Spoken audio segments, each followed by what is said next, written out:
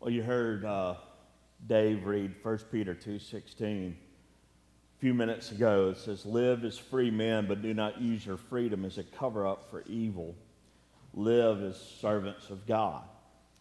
And as we think about that and put it into context of how we live in today's age, we are going to begin a sermon series this week called Modern Family.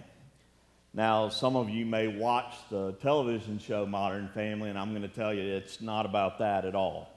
It's about how families should be living in this day and age.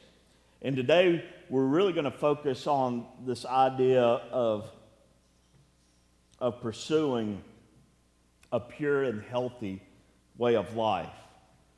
And as we look at what Peter says there, is that we are free, and we need to live as free, but don't use that freedom as an excuse just to live however you want to live and do whatever you want to do.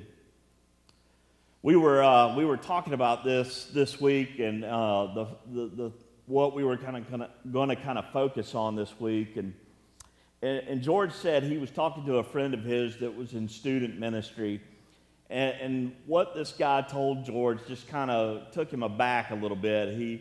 He asked one of his students. He said, "What are you doing this evening?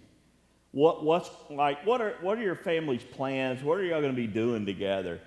And the kid's reply back to his youth minister was this. He said, "I'm going to watch my parents stare at their phones all night."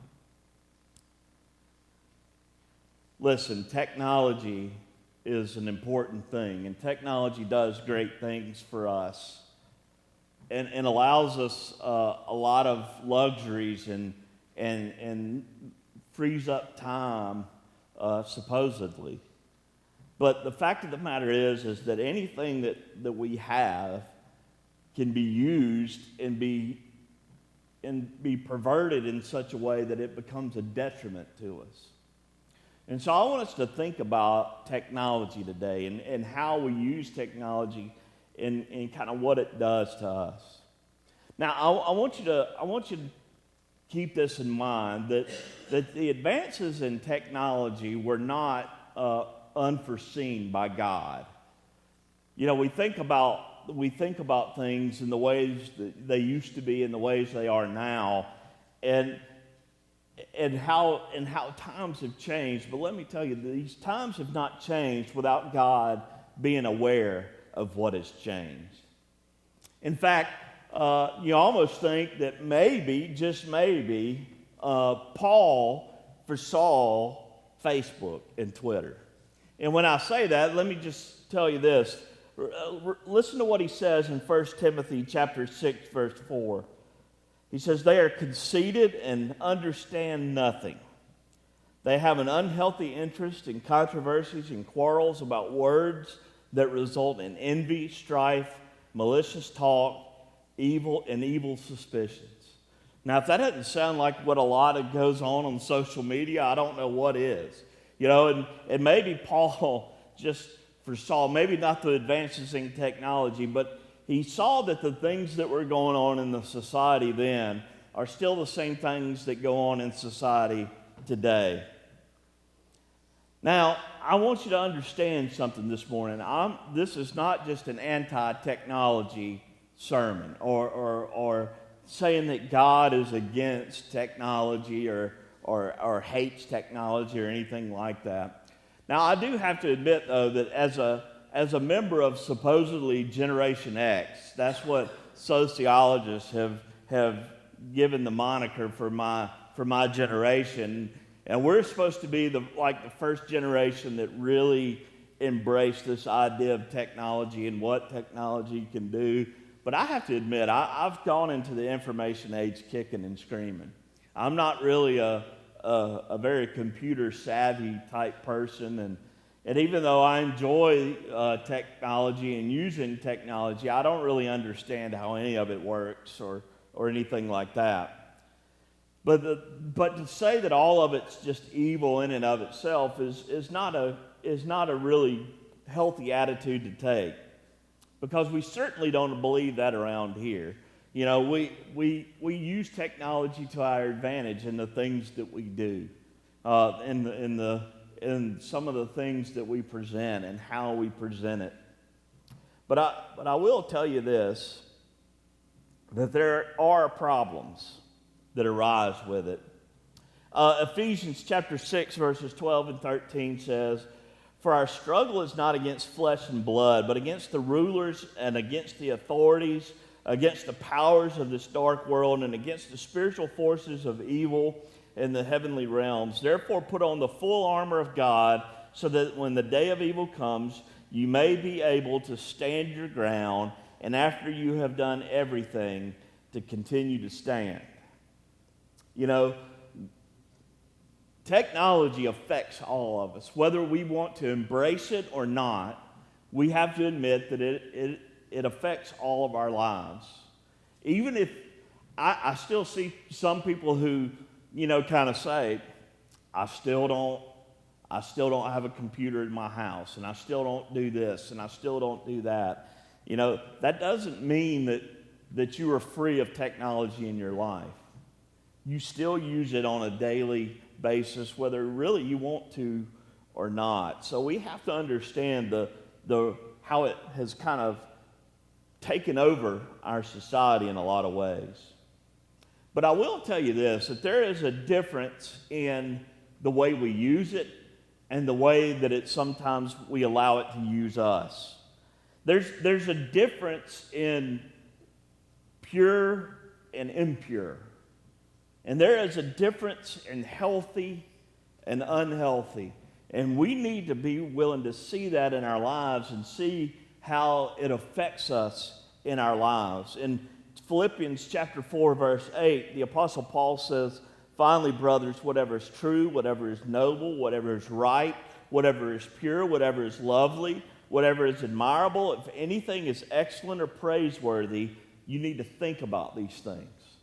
Think about such things, and let those things be the things that are on your mind and in the forefront of your mind. So when you think about how the things of this world affect you, you need to have at the forefront of your mind how you need to look at the world and how you need to let the world, how you need to view the world through these things. You know, the things that are in our lives,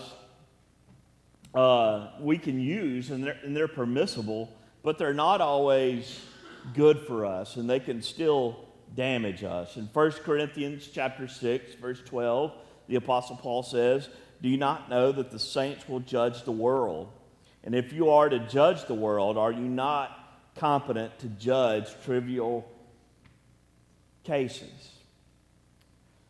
You know, sometimes some people are quick to point out that, you know, when something's going on, judge not lest ye be judged. You know, we got all King James on each other sometimes, you know.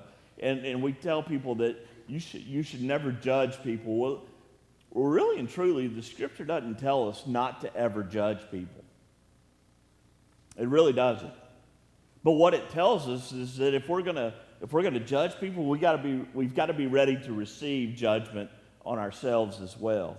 But here what he's really saying is that this idea of looking at one another and calling each other into account, we've got to look at the way we look at the world, and then we got to look at the way we look at the smaller things in the world too. You know, you hear people all the time saying things like, you know, the world is just going to hell in a handbasket, and it's all just falling apart and everything. And we want to brush these broad strokes over everything.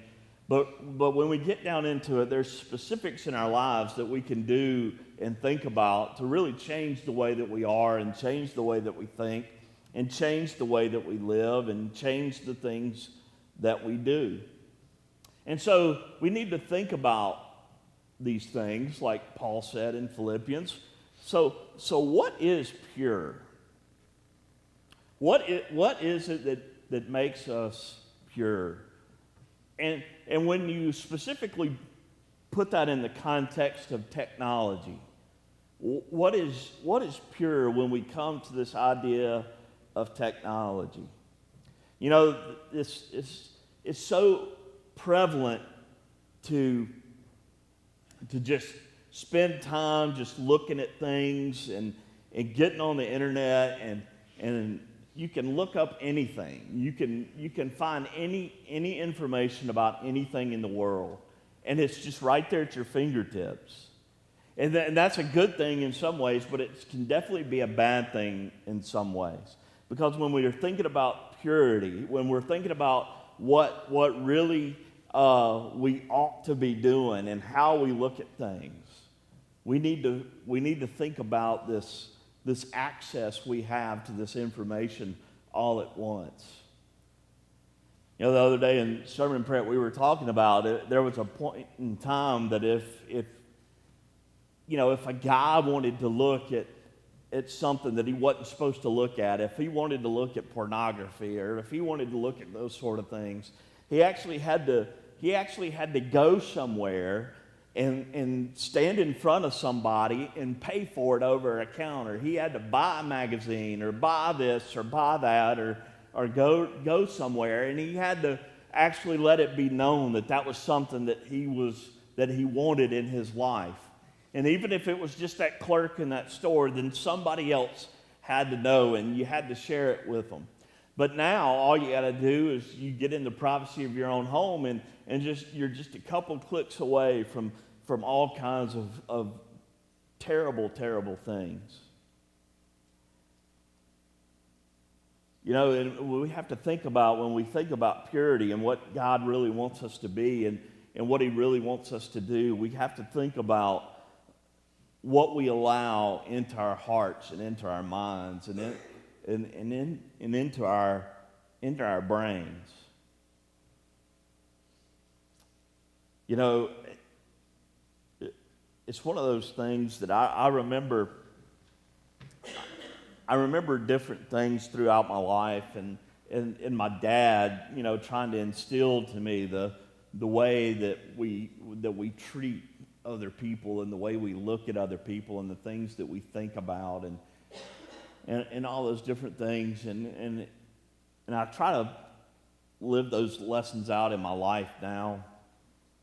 But I look at the way that things have been sexualized in our society and the different things that go on, and you know, just guys especially. I want to just talk to you for a moment, because I think men really have a deeper struggle with this than women do sometimes. And here's something that we talked about the other day that just really kind of was a sobering aspect for me, was that when you look at certain things, and if you look at women as sexual objects, and if you look at pictures of women or videos of women or all these different things that we can see and look at and put in our minds, that think about this for a minute, that woman or that girl is somebody's daughter. That girl is somebody's sister. Is somebody's little girl. And especially for me as the father of a little girl, it just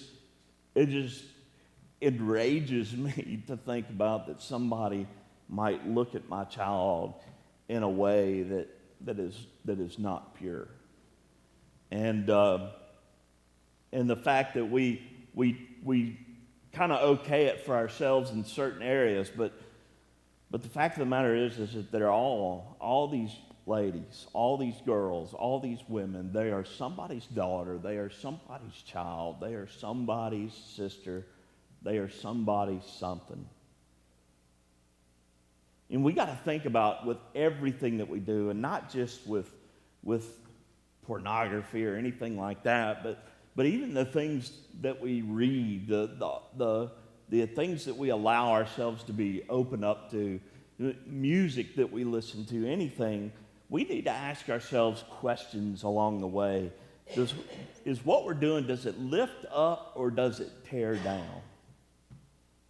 Is it something that lifts somebody up, or is it something that tears down? Is this something that's going to make me a better person because of it, or is this something that's going to bring me down a level or two?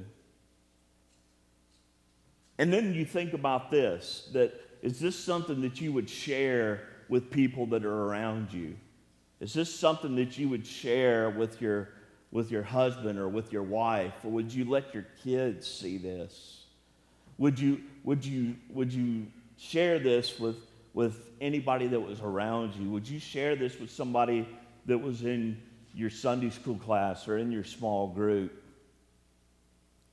And then when you think about the purity in the way that we look at technology and how we handle things, I think it also comes into the things that we put out there instead of the things that we let come into our own lives.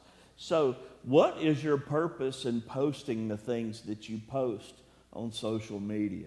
What is the mindset behind sharing that image with other people, or sharing this joke with other people, or sharing this story or whatever it is with other people? What's your real motivation right behind that? What is your purpose in that? And when you really begin to think about what you're putting out there as much as what you're allowing in, then you really think about it. It's always interesting to me sometimes, and I'll just say this real quickly. Part of my 21-day fast that ends today when the service is over was I gave up Facebook for 21 days. I haven't been on Facebook at all for 21 days. And I thought to myself when I first really considered that, I said, this is going to be pretty difficult for me because it's right there on your phone or right there on your tablet or on your computer screen, and you can look at it several times a day and see what's going on in other people's lives and what they're doing. And I thought, sometimes it was just an impulse, if I had some dead time just to get on there and see what was going on. But not being on there for 21 days, I thought, man, I'm gonna miss out on all this stuff. There's all these things that are gonna go on in the world that I'm not gonna know about, and then I'm gonna feel disconnected, and I'm gonna feel all this way. And guess what? I haven't felt any of that. I really haven't. I haven't felt like I've missed a whole lot of anything. But it's something that you can allow to just wrap your world around. But what's your purpose in these things? But when I am on Facebook, or when I have been, and one of the things that always interests me is what's behind somebody's motivation for saying or posting certain things. It's always interesting to me. You'll see somebody that talks about, I hate my job, I hate my blankety blank boss, and I hate this and I hate that. And then the next post is, Psalm, bless the Lord, oh my, what? Wait a minute, that doesn't make any sense, Or it's a dirty joke one place, and then it's the have this attitude in yourself that's also in Christ Jesus. Really, that doesn't look like that was evident up here. Here's something to remember. In James chapter 4, verses 7 and 8, he tells us that if we will resist the devil, he will flee from us.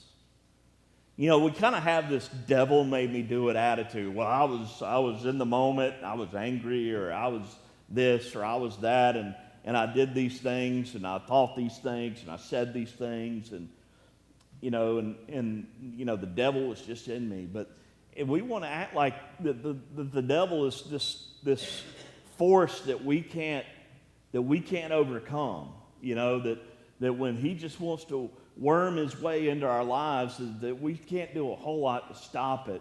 And James lets it be known that if we resist the devil, not only will he get away from us, but he will run away from us. that we have every power in the world not to succumb to any of the temptations and any of the evil things that we do in our lives, any of the things that are not of God. All we have to do is say, get away from me, and he has to run, and he will run. So we have to really take responsibility for the things that we do and the things that we put out there and the things that we allow into our lives as well. In Matthew chapter 6, verses 22 and 23, Jesus says, the eye is the lamp of the body. If your eyes are good, your whole body will be full of light. But if your eyes are bad, your whole body will be full of darkness. If then the light within you is darkness, how great is that darkness? What you look at has an impact on who you are. We all like to say that it won't. You know, we all like to say, well, I can see certain things and it doesn't really affect me. And you know, I've used that excuse in my own life many, many, many times. But the fact of the matter is that it does. And we've got to decide if we're gonna allow the light in or the darkness in. And some of us are wondering why we don't seem to be progressing in our relationship with Christ like we want to be. And the fact of the matter is that we don't, because we are squelching the light. We are allowing too much darkness into our lives, and we don't realize the effect that the things that we're allowing in have on us. And we've got to understand that the things that we look at and the things that we see and the things that we fix our eyes on have a serious effect on our whole being. When he says, but if your eyes are bad, your whole body will be full of darkness. That's just a very sobering statement, if you ask me. You know, that we just allow the darkness to creep in and to take things over. We've got to remember that we need to live lives of purity, that we need to live lives that are clean. You know, there's a lot of emphasis in our society today on what some people, they call it clean living, and they really are talking more about physical things, you know, like clean eating and clean this and clean that. But I'm saying far more important than anything you put into your body, food-wise, is what you put into your brain and into your heart and into your mind. And it doesn't matter how clean you're living health-wise if you're not living clean spiritually. And we need to understand that there's has to be an emphasis on purity among the people of God.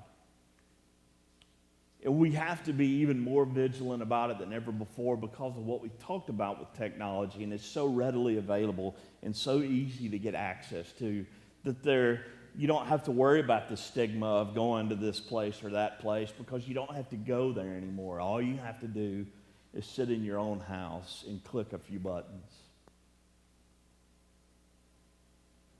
But listen, not everything's bad, like I said. Not everything's bad on the internet. Not everything's bad with technology. And technology affords us some great things. But the other question that we have to ask, other than what is pure, is what is healthy?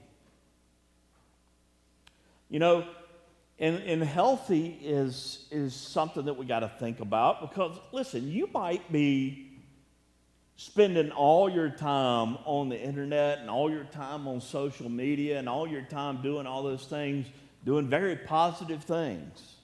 You know, I'm looking up, you know, the majority, if you look on my browser history, the majority of the entries in there are Bible Gateway, Brad, and you don't understand. You know, it's always a good thing. But here's the thing, that if you're allowing something just to occupy all of your time, it becomes a very negative thing in your life. And so even if the things you're doing are not evil or not bad, then you really have to think about, is it healthy? You know, I think back to what I said at the beginning with this kid that his youth minister asked him what he was doing. And the youth minister wasn't looking for him to tell on his parents about anything. But it's sad to think that this kid, the first thing that went through this kid's mind is that his parents, it was more important for them to be playing on their phones than it was to be spending time with him. The very first thing that went through his mind, it was almost like it was a subconscious thing, because he didn't know he was going to get asked that question. It's just, you know, have you ever been asked a question and you kind of told the truth before you thought about it? And you were like, you know, that's pretty bad, you know, that I said that you know, and I don't know that this kid was thinking, I hope somebody asks me how my night's going to go so I can tell them that my parents don't pay attention to me. But it was just kind of the overflow of his heart when the question was asked. And, you know, we might be spending our time doing good things. But when it's occupying all of your time, it's not healthy. When it's taken away from your family, when it's taken away from developing relationships that you need to be developing, when it's taken away from developing healthy relationships with other people, then it's not a good thing. You know, there's some of us that we can't go 10 minutes without looking at our phones, without looking to see who's texted us, or looking to see who's emailed us, or looking to see who sent us a message on Facebook, or seeing if somebody's liked our tweets. I read this story the other day about this little girl who actually called the police on her mother because she got into an argument with her mother because she was upset because she didn't have as many likes on her Facebook post as one of her friends did, and the mom was telling her that she needed to calm down about that. And so the girl went ballistic on her mom, and the mom went ballistic on her kid, and the kid went in and called the police to her mother. Because the whole argument stemmed from the fact that she didn't get enough likes on her Facebook post. Listen, when we start getting wrapped up in things and these things start taken away from the things that are important, we start realizing that maybe, just maybe, it's not a healthy thing for us. You might be connected through technology, but you still are missing out on relationships. I remember when Facebook first started rising in popularity, and I was talking to Krista about this yesterday. It seems what happens with a lot of social media, that when it first comes out, the ones that know about it are the young people, and the young people get all excited about it. And then when old people start doing it, that's usually the sign for young people that we need to move on to the next thing, you know.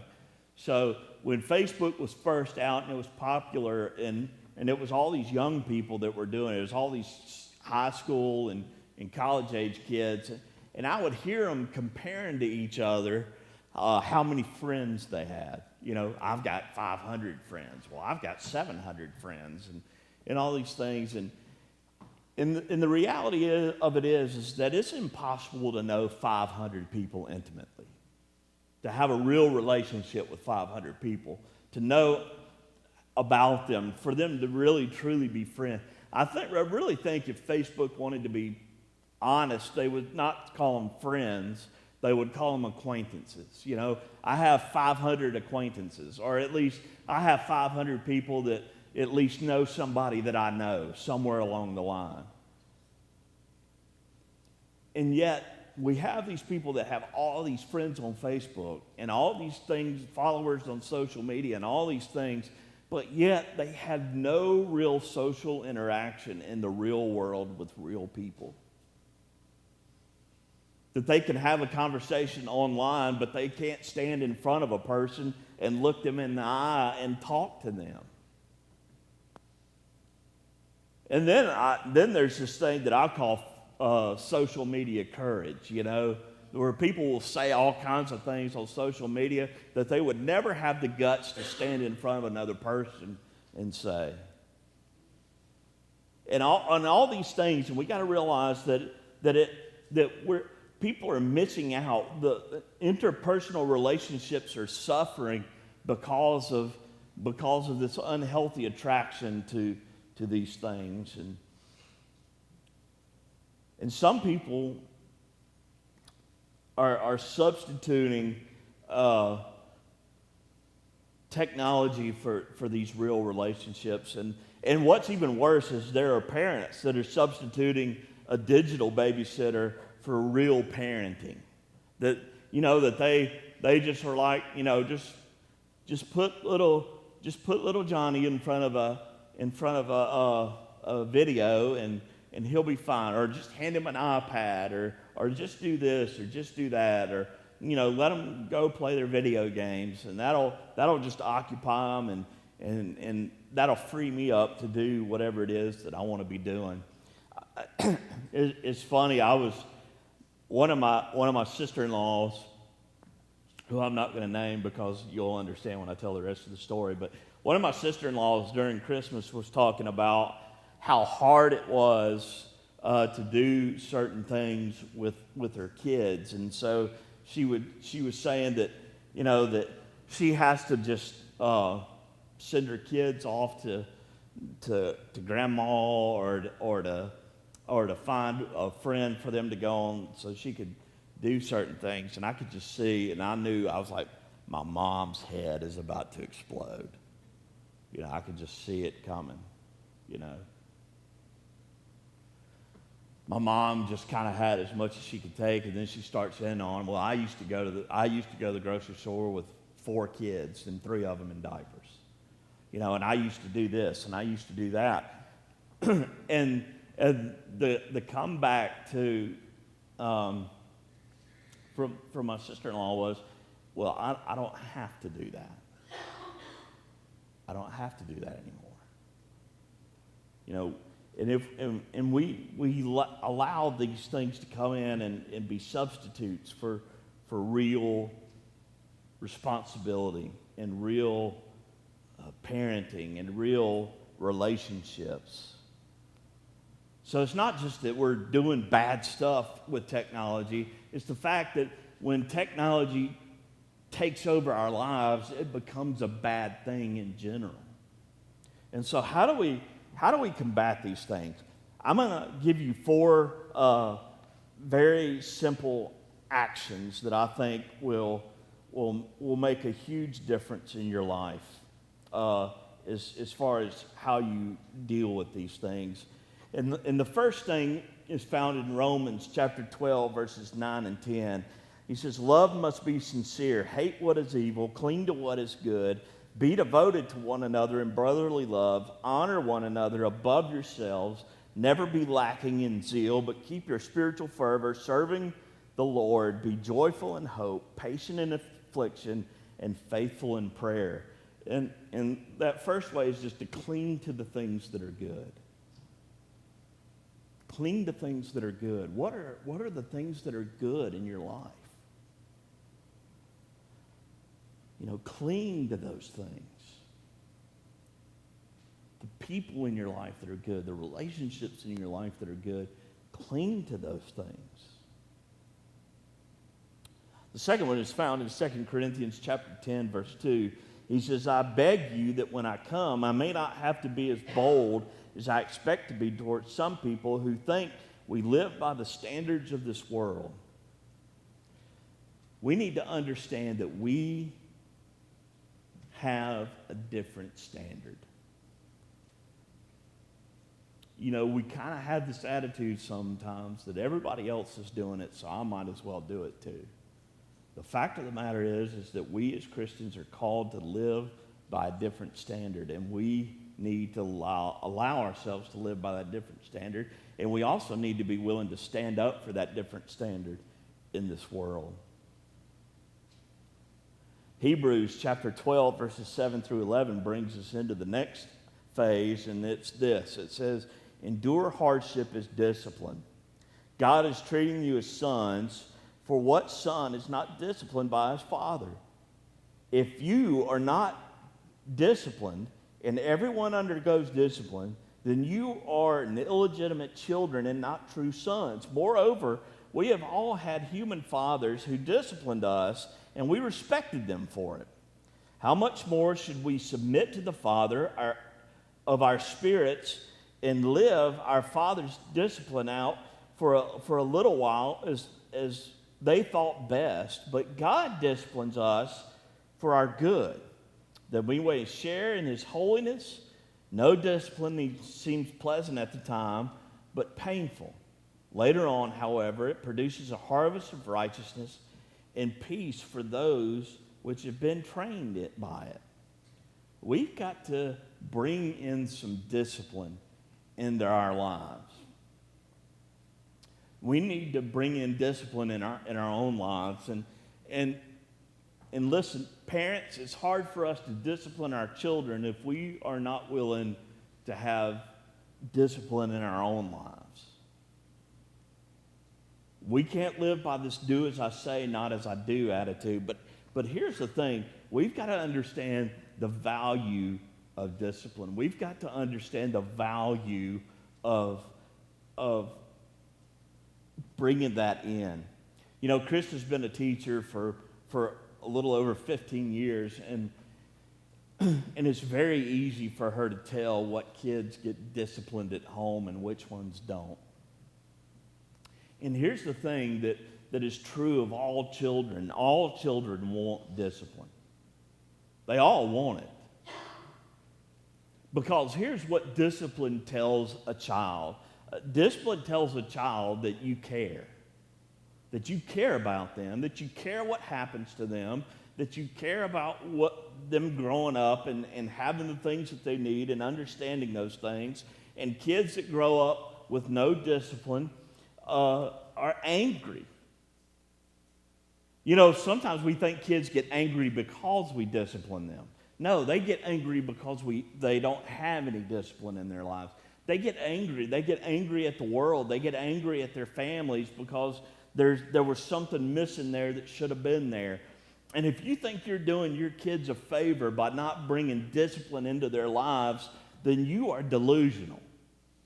If you think you're doing your kids a favor by letting them do whatever they want to do, whenever they want to do it, how they want to do it, because you're afraid of, well, they might get mad at me, or they might cut me off, or they might just do this or do that, then you've got to understand that you are not doing your job as a parent. But we've got to understand that we have to desire that same kind of discipline in our own individual lives. That if the discipline from a father to his child is good, then the discipline from our Heavenly Father to his children is also good. So we have to be willing to take and handle discipline in our own lives. We have to bring that into our lives and understand that there are consequences for our actions, and there are consequences when we don't do things the way that God wants them done. We've got to understand that there is a way to live and conduct our lives, and there is a way that is not pleasing to God, and we have to understand that when we get out of that realm, that discipline is going to come. I actually had a conversation with Sydney the other day, and I said, what happens if you disobey? And she said, well, I'll get a spanking. And I said, well, when's the last time I gave you a spanking? And she said, I don't remember. And I said, why haven't you got one? She said, because when you tell me to do something, I don't want to get one. So most of the time, if I correct her and I say, you need to do this, I usually don't have to tell her more than once. And if I do, she understands that there's going to be consequences for that. And we talked about the idea that the discipline is not fun for Daddy. I wanted her to understand that. That constantly saying, you've got to do this, and you've got to do this, and don't do this, and don't. That's not a fun thing for a parent to have to do, but it is a necessary thing for a parent to have to do. And it's necessary for us in our individual lives to develop that discipline, to understand that there are things that we have to do and things that we shouldn't do, and that we need that in our lives. The next one is in Galatians chapter 6 in the first 5 verses. It says, brothers, someone is caught in sin. You who are spiritual should restore him gently. But watch yourself, or you may also be tempted. Carry each other's burdens, and in this way you will fulfill the law of Christ. If anyone thinks he is something when he is nothing, he deceives himself. Each one should test his own actions. Then he can take pride in himself without comparing himself to someone else, for each one should carry out his own load. We have a responsibility to help one another. We have a responsibility. You know, sometimes we think, I'm not responsible for them. Yeah, you are. We do have a responsibility to one another. We do have a responsibility to bring one another back into the fold, to call one another into account, to make sure that things are as they should be. We've got to be careful how we do it and how we handle it, and the motivation behind it is just as important as the action. You know, if we just want to labor ourselves the God police, to go out and find everybody that's doing everything wrong, then we've kind of missed the boat. But if we realize that we have a responsibility to one another, that we have a responsibility to be there for one another and to love one another. Listen, there's times when people love to see me coming, and then there's times when people hate to see me coming. And quite frankly, either way, I feel like it's my responsibility to be there. And so I don't apologize for that. And I want people to understand that the reason I ever say or do anything is because I love and I care about you. And so it's also for me to take that when I receive that from somebody else. We're here not to just point fingers at one another or to talk down to one another, but we are here to help one another. But sometimes that help comes in the form of accountability. And we need to get over this comparing ourselves to everybody else. You know, when I think about technology, I think about, you know, the first way that I think technology really affected my life in a way that I paid attention to was when video game systems first started coming into focus for kids, you know, and it seemed like with any kind of technology that as soon as you get the technology, there's already something better that's on its way, you know. You know, what I think the iPhone is already on, the 7th version, but there's even different versions of the different numbers. You know, like there was a 5 and a 5S, and there's a 6 and a 6S and a 6 something else, and now there's 7s, and there's a set, you know, and all these different things. And so there's all these different variations of the same machine, but people think, man, when the new one comes out, I've got to get it. I remember having that same attitude when I was a kid, you know. Got to have it, because I was looking at what everybody else had. Well, he's got it, so I need to have it. you know. We have a responsibility to help one another, not just to look at what everybody else is doing and compare ourselves to them. You'll notice that there are sometimes people that will surround themselves with people that are better than them because they want to just be encouraged by that. Then sometimes there are people that will surround themselves with people that are not quite up to standard, you know, with the way things are supposed to be going. And sometimes they'll do that not because they want to help those people, but because they want to feel better than those people.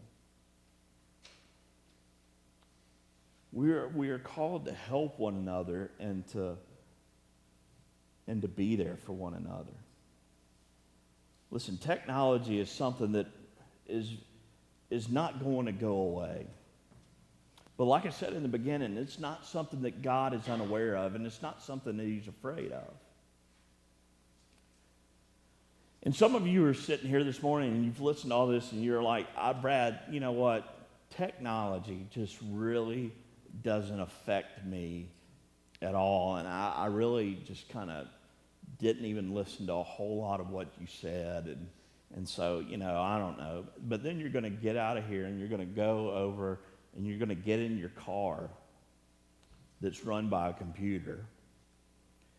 And you're going to go to your house and watch your satellite or your cable that's beaming stuff from all over the world, or you're going to answer your phone from somebody calling you from the other side of the country, and then you're going to try to tell people that technology really doesn't affect. You might be adverse to technology, but let me tell you, it touches each and every one of our lives. And how we deal with it as people of faith becomes very important. To think about the purity that we deal with it in, and is it a healthy situation? Those are very important things for us to consider in how we handle and deal with everything that we come in contact with. There is this implosion or explosion of all these things that are available to us. But we as Christians can also take advantage of these things. And we need to use these things to better ourselves and better the way that we serve and the things that we do. When we are standoffish about things, you know, it kind of hurts us. I remember when I first came here in 1995. It wasn't really the height of the information age, but we were really making big strides then. And I remember one of the first things I noticed in the office here at the church, that we didn't have a computer. We had a TRS-80 Texas Instruments word processor. I remember about 5 or 10 years into my ministry here, I had a person get very upset with me because they said they tried to get in touch with me and had to leave me a voicemail, and I didn't call them until the next morning. And they were very upset with me that I waited that long to call them. And I reminded them that when I first came here in 1995, that this church didn't have voicemail. People didn't have answering machines at home, very many.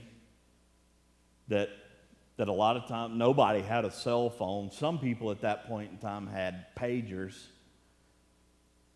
And if you wanted to find somebody, you had to actually catch them when they were there. And yet they wanted to be upset with me because I didn't answer their call right then, right there when they wanted me. Listen, we need to understand that we can use this technology for the betterment of our lives and even of our church and of our kingdom, but we can't let it be everything that we're about. Don't start worshiping the creation. Worship the Creator. And if technology has got a hold on your life, then this time of decision is critical and vital for you to ask God to help you to let this go. And maybe you need to do what I did with this 21-day fast. Maybe you just need to say, I'm fasting from this. I'm gonna let it go. I'm not even gonna think about it for 21 days. I'm not gonna think about it for this period of time. But going back to what Paul said in Philippians, what do you think about? What is excellent? What is praiseworthy? Think about those things. Fill your minds with the things of God and let Him permeate your thoughts and your actions. Let's be who He has called for us to be. Let's pray. Father God, we have the gift of technology, these things that make our lives more efficient and simple. But God, in some ways, we allow it to become more cluttered and convoluted. God, help us to understand the way we deal with everything is a reflection of our relationship with you.